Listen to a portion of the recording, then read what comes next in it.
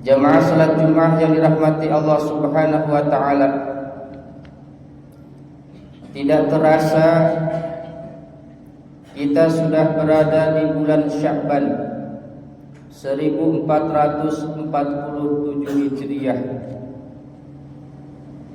Sya'ban termasuk bulan yang dimuliakan oleh Rasulullah sallallahu alaihi wasallam selain bulan yang 4, Zulqa'dah, Zulhijjah, Muharram dan Rajab.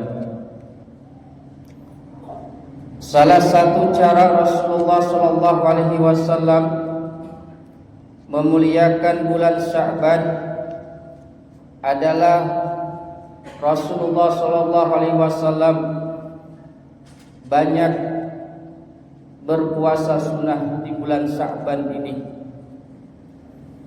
Suatu hari ada sahabat yang bernama Usamah bin Zaid berkata, "Wahai Rasulullah,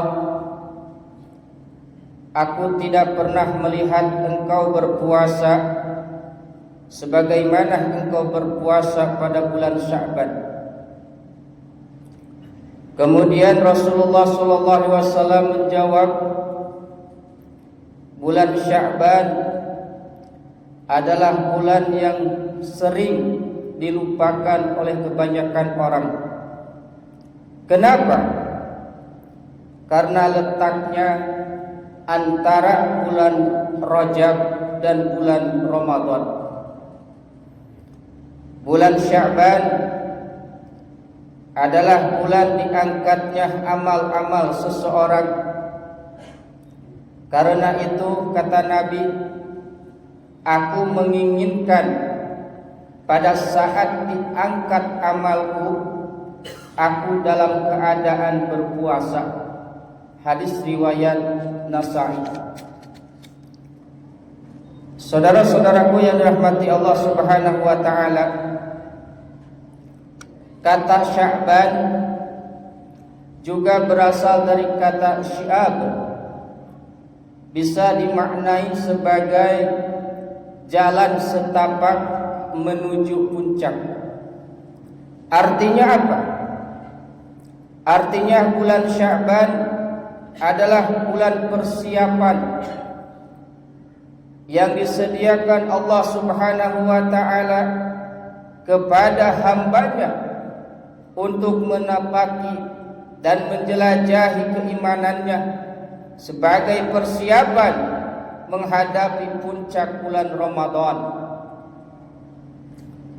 Meniti perjalanan menuju puncak bukanlah hal yang mudah. Minimal memerlukan persiapan-persiapan yang terkadang sangat melelahkan dan menguras tenaga. Ingatlah, pekerjaan mendaki gunung yang mengharuskan berbagai macam pelatihan, persiapan dan sebagainya. Begitu juga meniti langkah menuju puncak selama bulan Sya'ban. Tentunya pendakian itu mengharuskan kesungguhan hati dan niat yang suci karena Allah Subhanahu wa taala. Mendaki adalah usaha menuju yang lebih tinggi yang harus dilalui dengan susah payah. Kepayahan itu akan terasa ketika kita memilih berpuasa di bulan Sya'ban sebagai bentuk pendakian menuju puncak, persiapan menjambut bulan suci Ramadan. Saudara-saudaraku yang dirahmati Allah Subhanahu wa taala, pendakian menuju puncak di bulan Sya'ban ini juga dapat dilakukan dengan cara memperbanyak istighfar, bertaubat, memohon ampun kepada Allah Subhanahu wa taala atas segala dosa dan kesalahan yang pernah kita lakukan, baik dosa yang kasat mata maupun dosa yang berada di dalam hati kita, seperti sombong, iri hati, dengki, hasud, takabur, dan sebagainya. Jangan sampai harta kita, pangkat, kedudukan, dan jabatan menjadikan kita orang yang takabur, bukan orang yang bersyukur. Dan ingatlah dengan firman Allah Subhanahu wa taala, "Wallahu akhrajakum min butuni ummahatikum la ta'lamuna syai'a wa ja'ala lakumus sam'a wal absara wal af'idah la'allakum tashkurun." Dan Allah mengeluarkan kamu dari perut ibumu dalam keadaan tidak mengetahui apapun, dan Allah memberi kamu pendengaran, penglihatan, bahkan hati. Untuk apa? La'allakum tashkurun, agar kamu bersyukur.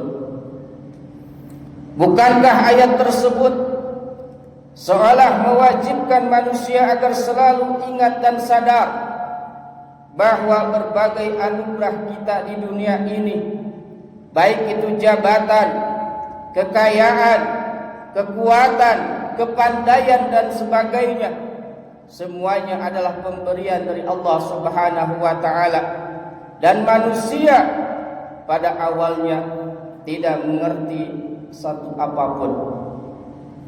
Karenanya, jika sampai terbesit dalam hati kita sebagai manusia akan kepemilikan dan keakuan, sadarlah wahai saudaraku bahwa itu adalah kesombongan dan ketakaburan.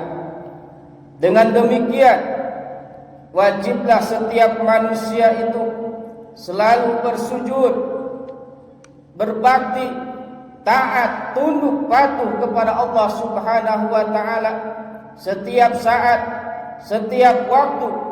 Semakin berpangkat, semakin pandai, semakin kaya, semakin berada, maka sujudnya harus semakin dalam dan lebih bermakna. Saudara-saudaraku yang dirahmati Allah Subhanahu wa taala, oleh karena itu, marilah di awal bulan Sya'ban ini kita perkokoh keimanan dan ketakwaan kita dengan senantiasa taat, tunduk, patuh kepada syariat Allah Subhanahu wa taala. Hadanallahu wa iyyakum ajmain. Astaghfirullahaladzim li wa lakum.